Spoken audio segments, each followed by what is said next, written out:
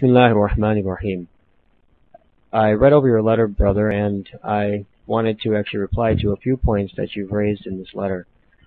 The first is the discussion of small actions and the need of consistency. You've actually raised the point of becoming motivated after a lecture and not being able to continue with actions. First, let me say that any action that you do for the sake of Allah subhanahu wa ta'ala, whether it be small or big, and whether it be consistent or inconsistent, is actually rewarded in a way which we will not be able to fathom and will only become apparent on the Day of Judgment. So this is the first and foremost thing that you should keep in mind. Any act is still a good act.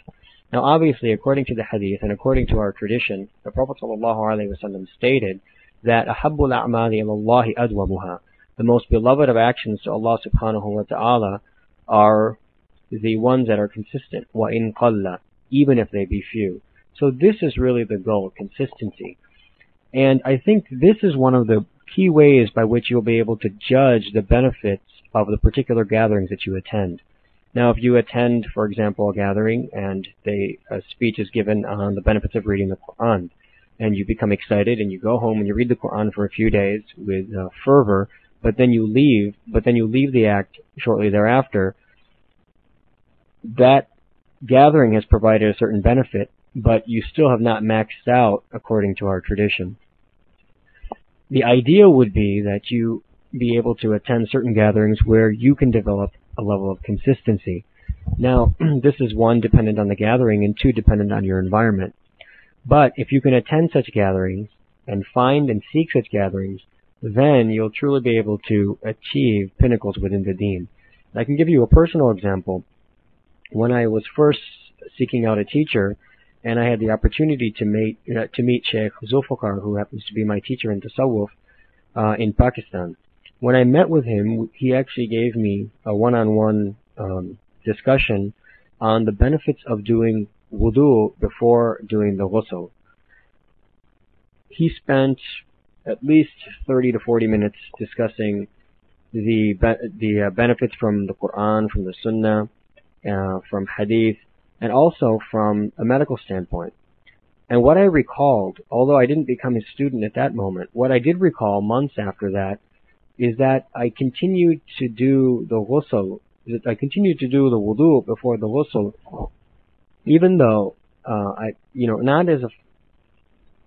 I continued to do the wudu before the ghusl on a regular and consistent basis.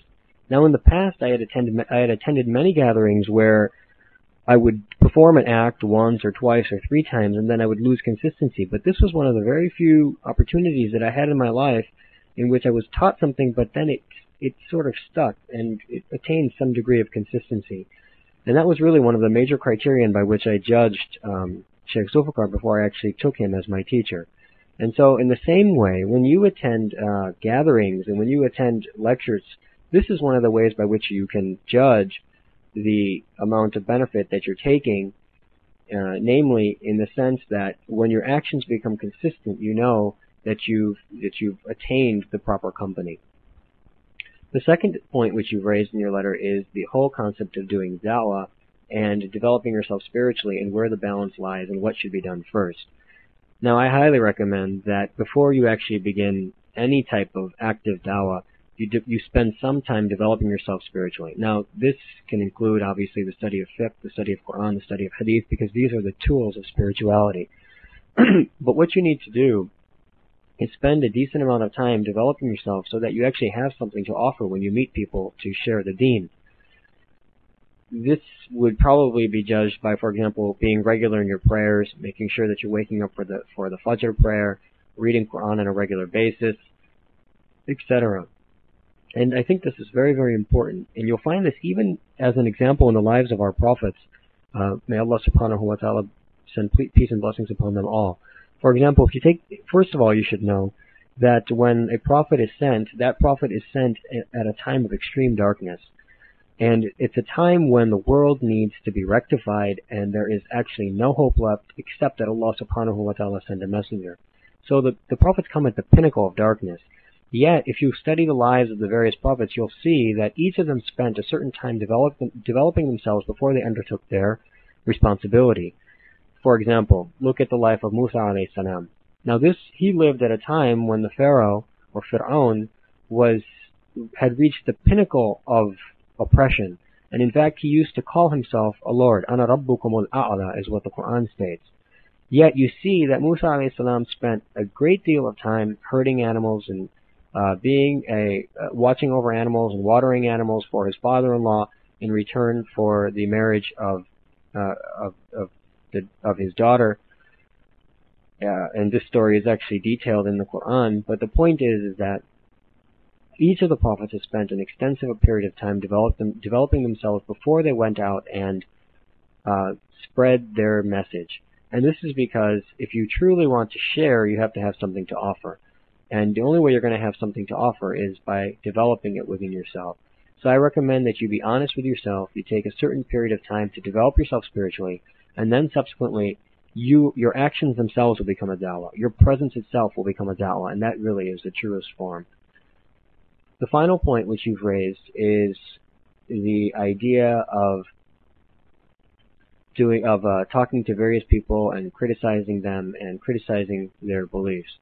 Again, you need to be very careful in how you look at people.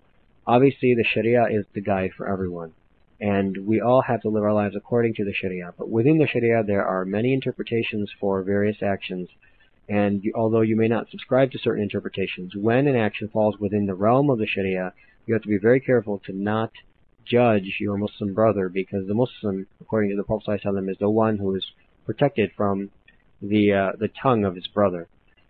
And so we should be very, very careful when we judge people. As long as they act within the Sharia, we should be very careful to criticize. Now, at the same time, when you seek your company, you want to seek the person who is enacting and living their lives according to the Sharia and the Sunnah in the greatest manner. So whereas somebody may do something makruh and you may not criticize, you don't want to seek the company of such people, especially if you choose them to be the people whom you'll develop with spiritually, because those people will have much less to offer as far as a nisbah or a connection to Allah subhanahu wa ta'ala. Inshallah, I hope that this answers your question, and if you have any other further questions from this, you can go ahead and email directly. Thank you. Assalamu alaikum.